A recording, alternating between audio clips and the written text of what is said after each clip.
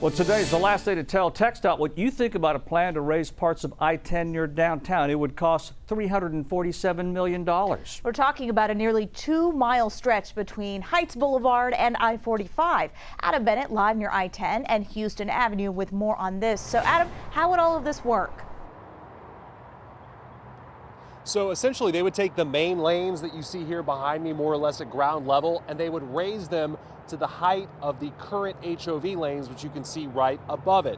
TxDOT says this is needed to prevent flooding during major storms, but some neighbors call this project a waste of taxpayer money that jeopardizes the area's tranquility.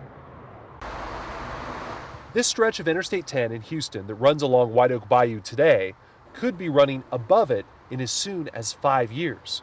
TxDOT is considering raising the main lanes by more than 100 feet just west of downtown. They'd also raise the HOV lanes up to 30 more feet. Overflow from White Oak Bayou during Hurricane Harvey and tropical storms Allison and Imelda made the highway impassable.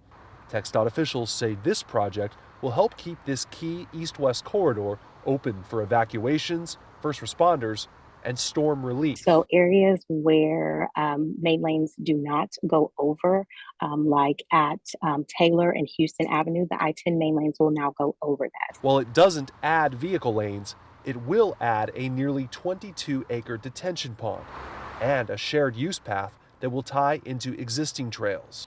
Most of the project falls into City Council member Carlos Cisneros' district. She wrote a letter to TxDOT yesterday opposing the project. The council member said she's heard from more than 150 people, none of whom support the project. She brought up that same issue to TxDOT officials last month. Because I need to hear someone who thinks this is a good idea, and I haven't heard one person say they think it is. George says TxDOT extended the comment period an extra 6 weeks after hearing neighbors' concerns at a July meeting. Every single public comment will be reviewed and it will be taken into consideration.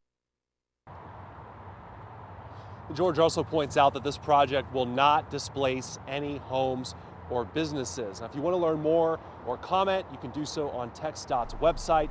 If approved, construction could start in 2 years. Ron? No doubt more people will be weighing in on this one. Thank you so much, Adam Bennett.